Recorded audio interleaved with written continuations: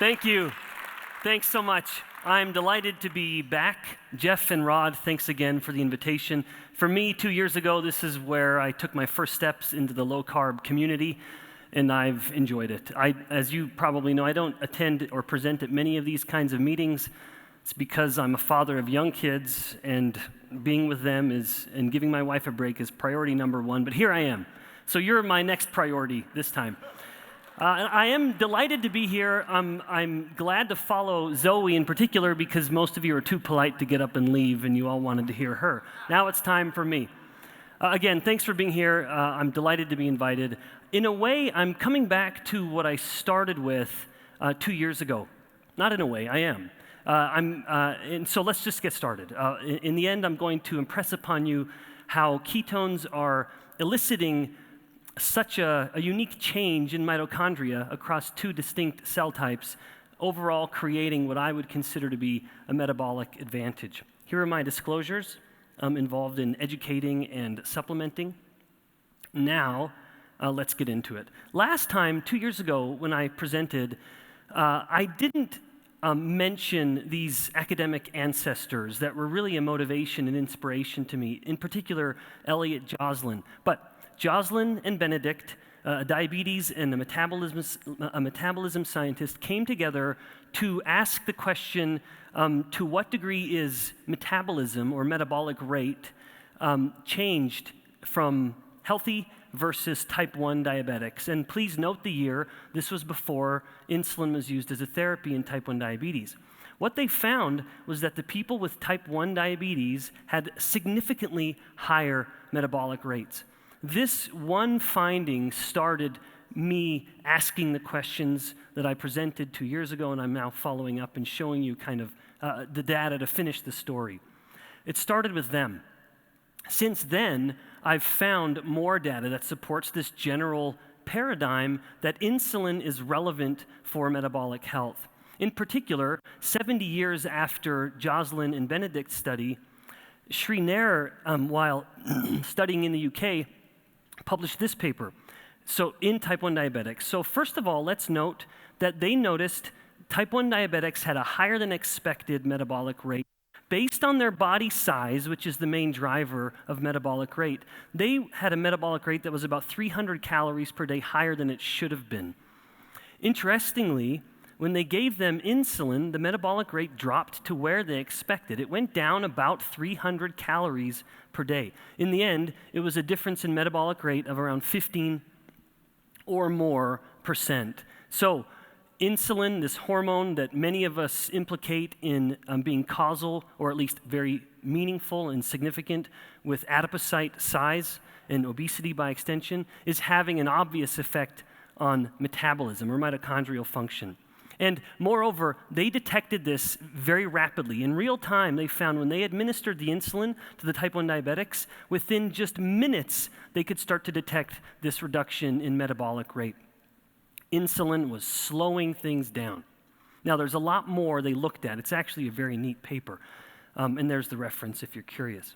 So all of this was floating in my mind 2 years ago when I presented my very first low-carb community talk, which, again, is so delightful. It is uncommon for a scientist to get up in front of people and have them clap with enthusiasm. Usually it's 20 other scientists who don't really care. They just want to make sure, they just don't want you to get the next funding that they're trying to get. Nevertheless, I presented this paradigm where obesity could be explained by either purely caloric accounting, or rather a balance of hormones promoting catabolic or anabolic processes. While both of these are certainly relevant, the laws of thermodynamics need to be considered. What I submitted to you was that the endocrine theory actually encompasses and accounts for the caloric theory, insofar as when the main anabolic obesity-promoting hormone insulin is down, the body has entered such a state that beta oxidation of the fats, and I'll come back to this in a bit, is so high that we now have ketogenesis.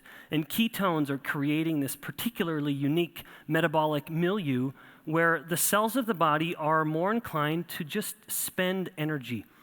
in the form of increased metabolic rate and in the form of wasting. Remember, anytime you're detecting ketones in your breath or in your urine, those ketones are little pieces of fat that otherwise would have had to be accounted for, and now they've simply left the body.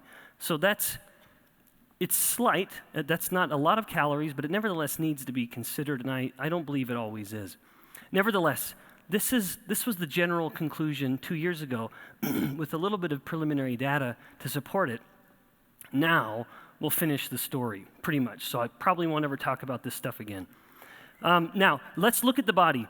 So within all of us, we are interested in metabolic rate, and in a way, metabolic rate represents a fire, it's a flame.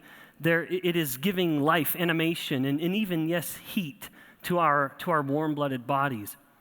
This heat, this little fire, is the consequence of multiple reactions, countless reactions happening in the body. And all of these chemical reactions can be lumped into one of two general processes.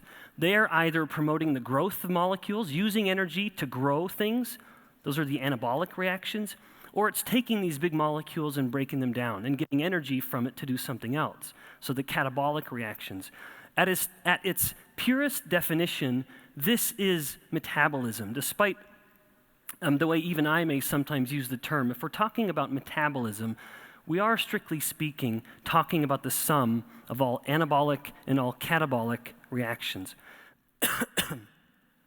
Now, if there's a fire in our bodies, this metabolic fire, how do we fuel the fire? Well, that, of course, comes from the foods we eat, our 3 macronutrients. Now, I'm presenting these up here as if they're all equal when it comes to fuel, but they are not, as you know. Carbohydrate and fat are, in fact, fuel. Protein, I think it is not justified to consider protein a fuel because it is only used as a fuel very acutely, as David Ludwig showed earlier, in transition on a low-carbohydrate diet or even fasting, assuming the person has enough fat to rely on for the production of ketones, or in true end-stage starvation.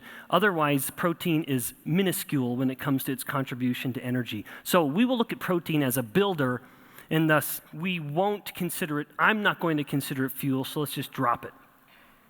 Despite it being very important, we're going to stick with fuel for now.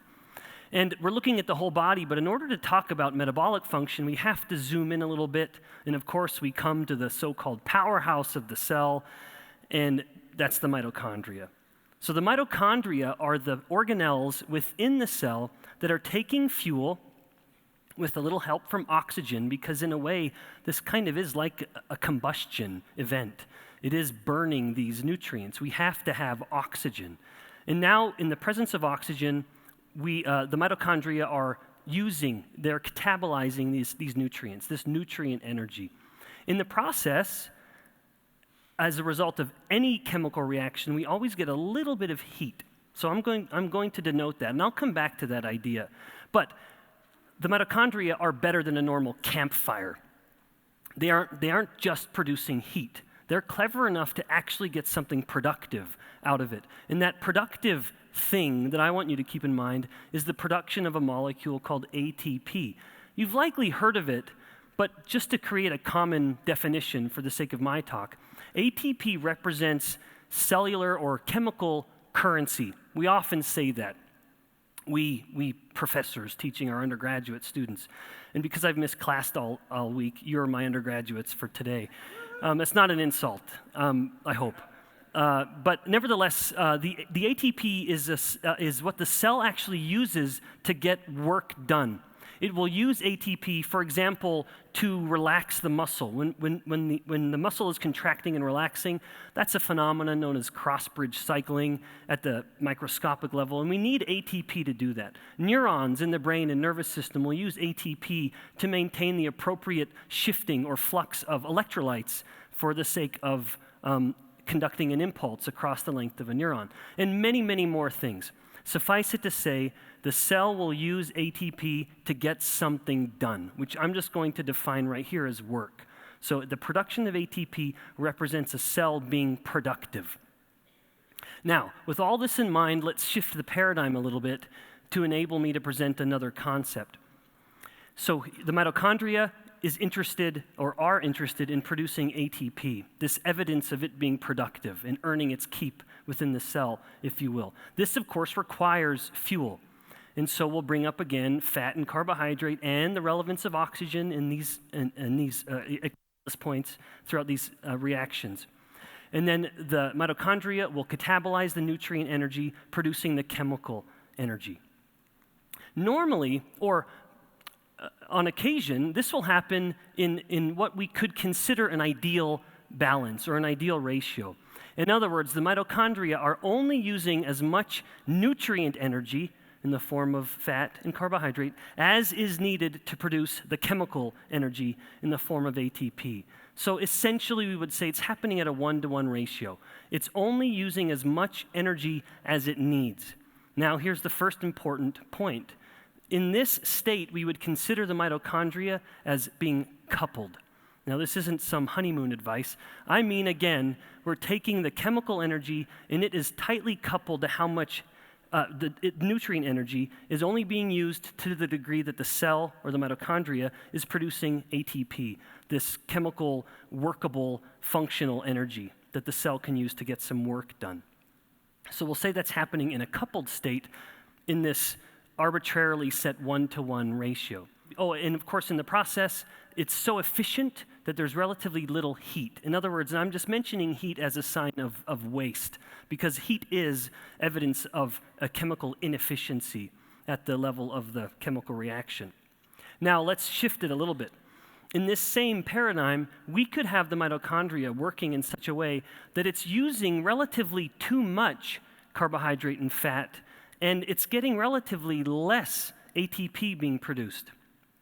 Of course, that nutrient energy that's being catabolized, if it's not being yoked or coupled to the production of ATP, it's going to be producing more waste in the form of, say, an exaggerated heat emission from the chemical reaction.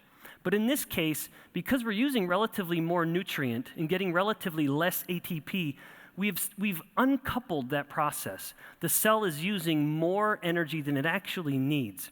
And so again, uncoupled would be the state in this relative imbalance where we're using more nutrient energy than we're producing chemical energy.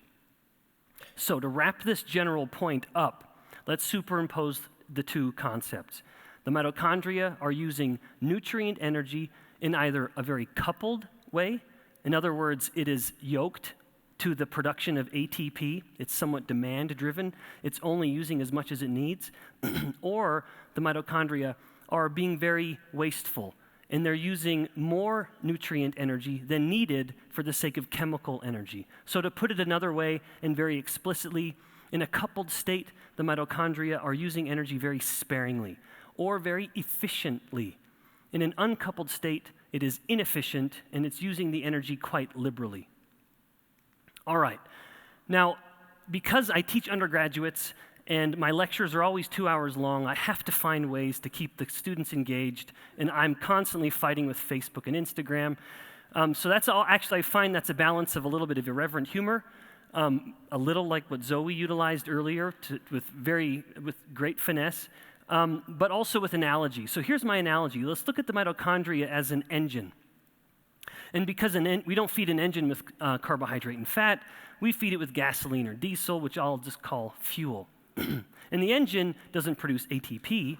It, of course, just produces work, which I'll convey with these gears because the engine is promoting it's moving gears, moving axles, moving wheels. And so those little axles will be evidence, or those gears will be evidence of the engine actually moving the car. Now, in my car, which is a 20-year-old 5-speed manual transmission Subaru Outback, I see the RPMs and the speed. And because I have a clutch, I can really readily control these two things. Anyone who drives a stick shift knows what I'm talking about. In fact, so few students drive it that when I park on campus, I don't even lock my doors. They couldn't steal it if they tried. They'd be pushing it. Anyway, so here's the general paradigm that I'll use to convey this idea. And then we'll come back, I promise, to the relevance of ketones. We are getting there. This is just my long-winded introduction, but hopefully for a point. So ideally, as I am pressing down on the gas pedal in my car, My foot is off the clutch now, I'm in gear, and I see a subsequent and relative increase in the speed of the car.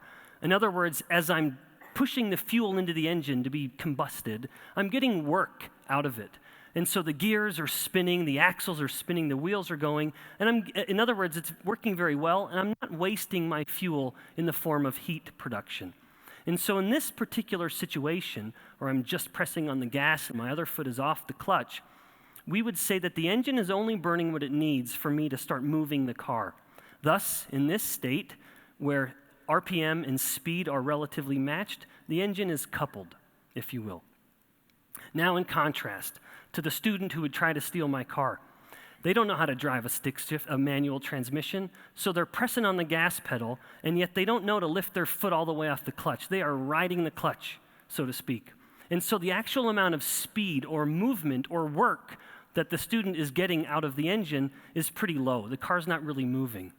And in this case, of course, as I'm indicating, there's not much work going on, but the fuel is still being used because they're pressing down on the gas pedal, and that's being manifest in this inefficient production of heat. So, in this case, the engine is using more energy or more fuel than it needs in order to get the work done. So the engine is uncoupled under the hands of this novice driver. Now, I'm not a car guy at all, despite my affection for my very old, beat-up Subaru, which I plan on making my daughter's first car. So in this case, let's go back to the body. And because we're going back to the body, let's stop talking about fuel in a generic sense, and let's talk about one in particular, and that is fat. And again, let's just keep shifting the analogy back to being relevant, and so we'll drop the RPM and speed, and now we're going to talk about oxygen use as evidence of fuel use, the rate at which the mitochondria are working, because if mitochondria are working, they are using oxygen. And then we'll look at the production of ATP, the productive aspect of what the mitochondria are trying to do. Now, in this case, as you know, this audience knows better than most, if fat catabolism or fat use is very high for very long, we begin to produce these small little molecules called ketones.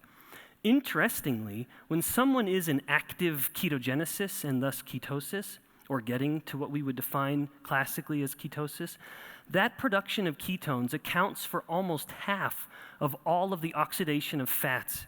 So as someone's burning fat like gangbusters, so to speak, almost half of that is actually going to the production of ketones, a pretty meaningful amount. Of course, this can only happen when insulin is low. And in fact, that is what got me involved in ketones in the first place a few years ago. I'm an insulin guy at my core, but you can't really separate the ketones from the insulin. Well, nowadays we do with supplements, but those two things are inversely related. And of course, the gist of it, the biochemistry in a very simple way, is that as fat is low, the oxidation or the burning of, as insulin is low, the burning of fat is so high that you start to accumulate a lot of acetyl-CoA. And acetyl-CoA represents this very relevant kind of branch point in biochemistry where it can go all kinds of different ways. Because insulin is low, it cannot go to lipogenesis and be used to create fat. Also, because there's so much acetyl-CoA, it inhibits its own entry into the citrate cycle. I bet many of you are actually understanding everything I'm saying. And so I think you probably are. I don't mean that in a cheeky way. But it can't be catabolized in the citrate cycle, which means no gluconeogenesis and no more energy production. There's only one avenue left. And of course, that's ketogenesis. So, nevertheless, that was a bit of a tangent. Now, all of this has been introduction. Finally, you're thinking, Professor, let's get on with it. I will. So now let's look into the data that my lab has generated where we've been exploring the effects of ketones on adipocyte mitochondria and muscle mitochondria, particularly skeletal muscle. Interestingly, we also recently have some incredible data from brain tissue, but I'm not going to show that this time. Maybe next time. It's just there's not enough time and too much to talk about. So let's talk about the muscle first. In the case of the muscle, I'm going to base these data on a paper we published from my lab last year, where we found, let's look at a few things, and I'm not going to show you all of it, although I would submit it's all quite relevant to this conversation. First of all, we found in figure A, we're just looking at the rate at which the muscle cells are using oxygen. And you'll see in the ketone-treated cells, the muscle cells are using a little more oxygen than normal. Not a lot, but it was significant. It's a slight increase in oxygen consumption. Very importantly, we also measured something called the respiratory control ratio. That's the figure at the bottom. That's a general indicator of mitochondrial fitness or health. In other words, how well are the mitochondria responding to what we're doing in a fashion that we're expecting? And what we see is that these mitochondria are actually a little more responsive. In other words, they're a little healthier based on this one particular metric. Also, this one's important. We see in figure D, ATP production is trending upwards. Importantly, and I'll come back to this when we get to the adipose data in a minute, in figure E, you'll see that the P to O ratio. This is an indicator of how much ATP is being produced per unit oxygen consumed. In other words, how efficient is it being, or in other words, how coupled are the mitochondria? And we actually see that there's this upward trend, not statistically significant, but it's certainly not less. When the muscle cells were treated with ketones, there is at least a fully maintained coupled state. What's interesting, when we look at the bottom figures, the mitochondria are actually producing less what we could call exhaust. There's less H2O2 production, which is one of the main reactive oxygen species that are generated. So when people talk about oxidative stress, when anyone talks about the relevance of fats being oxidized and causing atherosclerosis, we actually more accurately say the fats are peroxidized because of what hydrogen peroxide is doing. So it's a very powerful, very relevant reactive oxygen species, and there's less of it when the muscle cells are fed ketones as a fuel. Now, the general conclusions then on this one particular section. What are ketones doing to muscle with regards to mitochondrial function, and even a little beyond? Not much change in the rate at which it's using oxygen. The respiratory control ratio suggests a slight but significant increase in overall mitochondrial health. I didn't take the time to show you this, but we found also that ketone-fed muscle cells were more what we call viable. They grew better and were more resistant to injury. So they were a little more robust, a little tougher, if you will, which is a good thing for any cell and muscle cells in particular. They had reduced production of reactive oxygen species in the form of H2O2, that primary ROS molecule. And then lastly, we found a maintained and even a trend for increased ATP production. So if we look specifically at the from the perspective of the mitochondria, we see that it's using a lot of oxygen. The mitochondria are pressing down on the gas as readily as they want to, and they're getting a lot of activity out of it. It's working. So the mitochondria are as productive as you would expect as it is ramping up its use of fuel. So what that means, again, in this case, the mitochondria in the muscle cell, when fed ketones or exposed to ketones, are very well coupled. They are using the energy they need.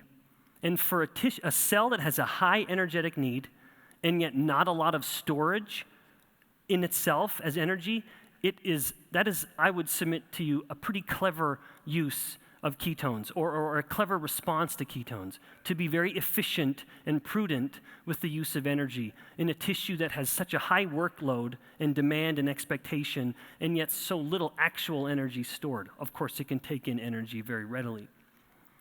Now, is this relevant?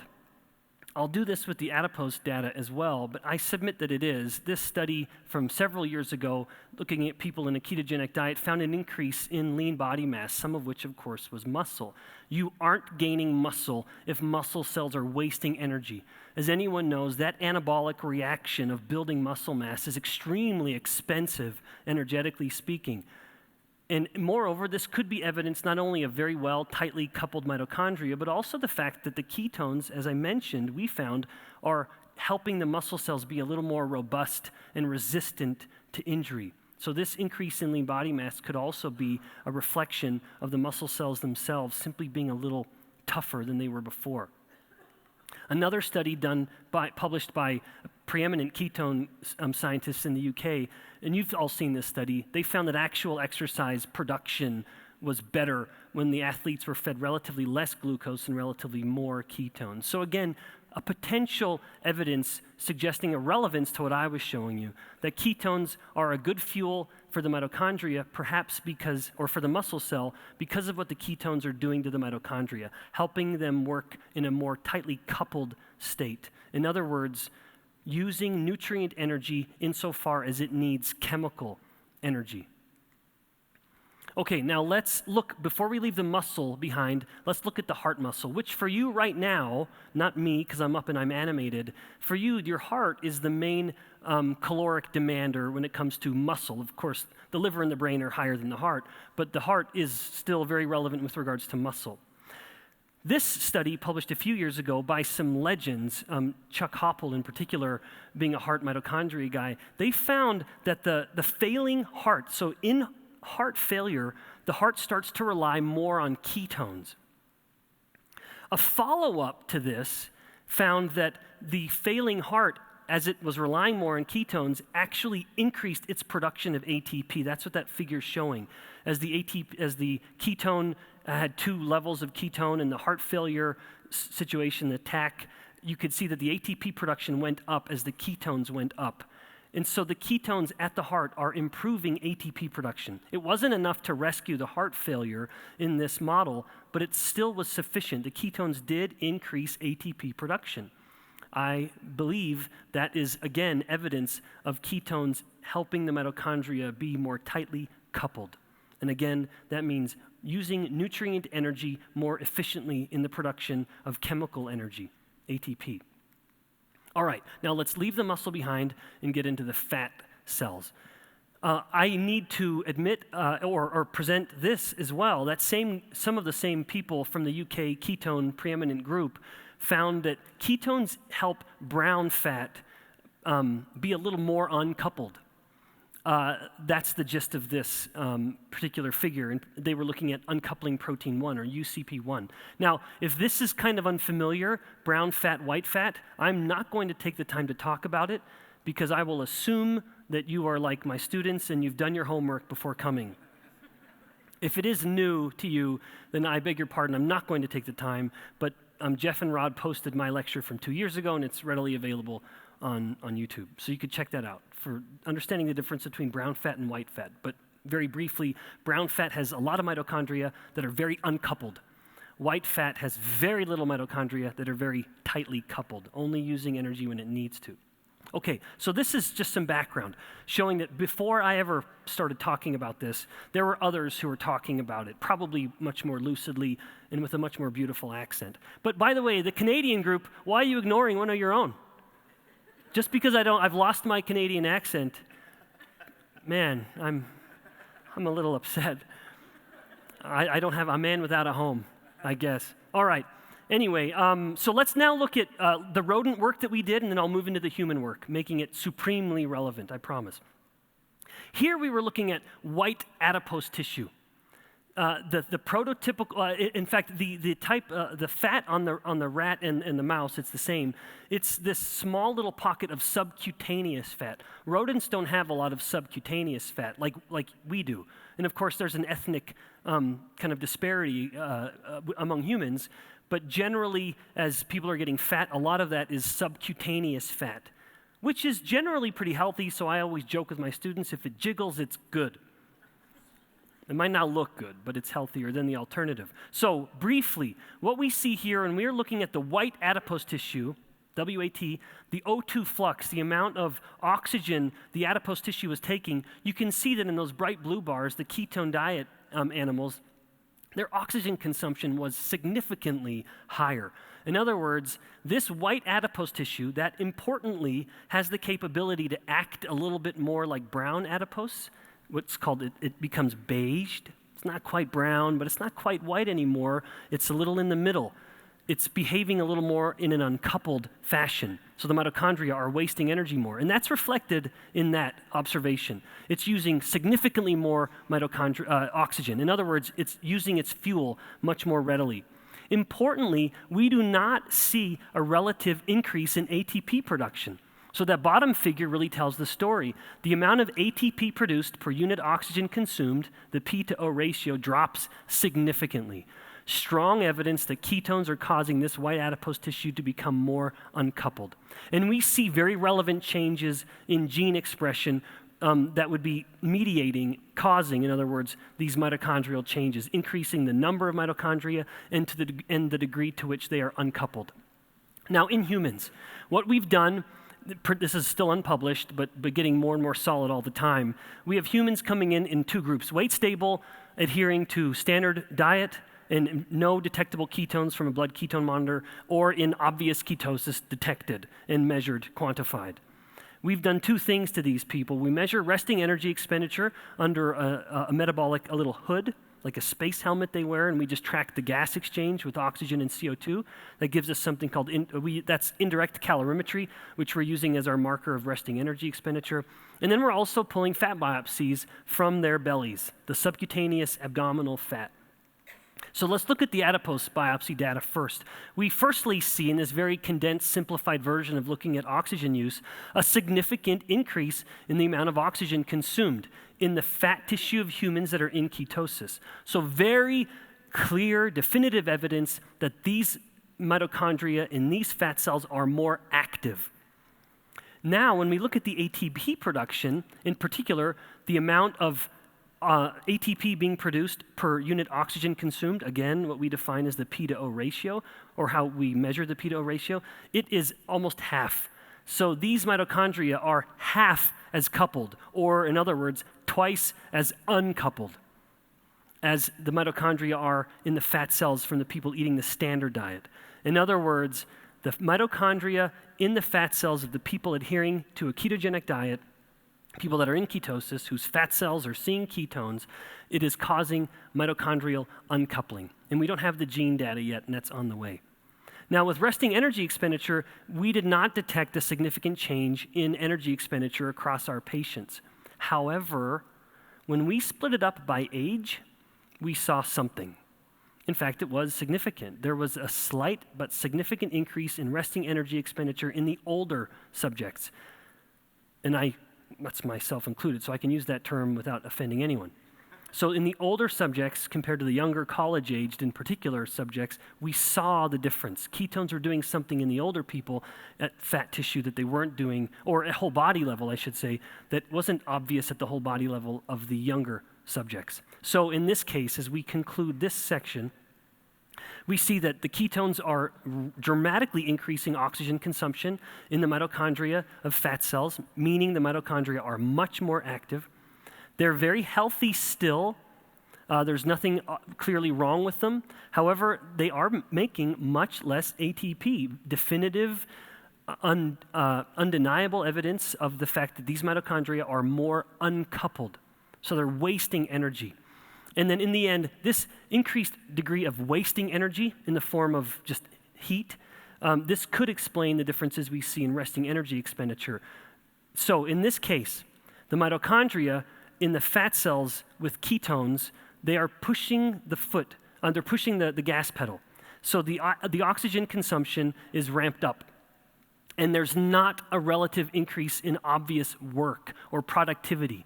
And so these mitochondria are, as you of course know already, very uncoupled. Now, what's the relevance here? I submit, again, there is a lot of relevance. This study, published by people who don't like this kind of conversation, nevertheless provided pretty wonderful supporting evidence to find that in this extremely tightly controlled environment, people that were in ketosis, despite eating the exact same amount of calories, had a slight yet significant increase in metabolic rate. Another study, and Dave Ludwig showed these data earlier. Now, he would be the first to say in his study, these people were not in what would classically be defined as ketosis. But nevertheless, they found that in the group with the most tightly controlled carbohydrate consumption, or I should say least amount, they had the highest metabolic rate. Some degree of uncoupling may explain some of what we're seeing. And that may explain why people in a ketotic or a ketogenic diet, a ketotic state, don't have to try to account for calories quite as precisely as someone who's not in ketosis. There is obviously a little more wiggle room. And again, it could come down to the level of the mitochondria and whether the mitochondria are coupled or uncoupled. And in fact, very briefly, when I heard David Ludwig's talk this morning, and I consider this kind of a nice follow-up to his, I had mentioned 2 years ago data that I only showed a little bit, but when insulin is very high, ketones are low, of course, because of the inhibition of beta oxidation and the very powerful inhibition at every step of ketogenesis that insulin elicits. Ketones are wiped out. In this, we published a paper last year. We find that in animals, when we induce hyperinsulinemia, resting metabolic rate is down, particularly in the dark cycle, which is when they're more active because they're nocturnal.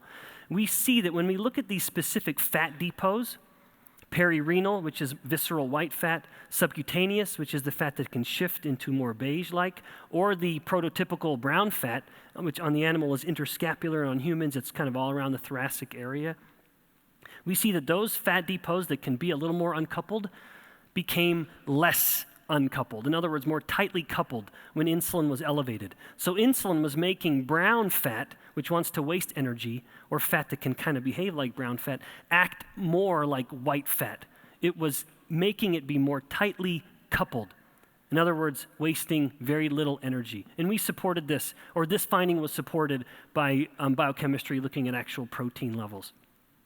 So in conclusion, the data find collectively that ketones are inducing a mitochondrial uncoupling in fat cells. The fat cells are using nutrient energy, but not really getting productive chemical energy out of it. So again, it has uncoupled those two processes.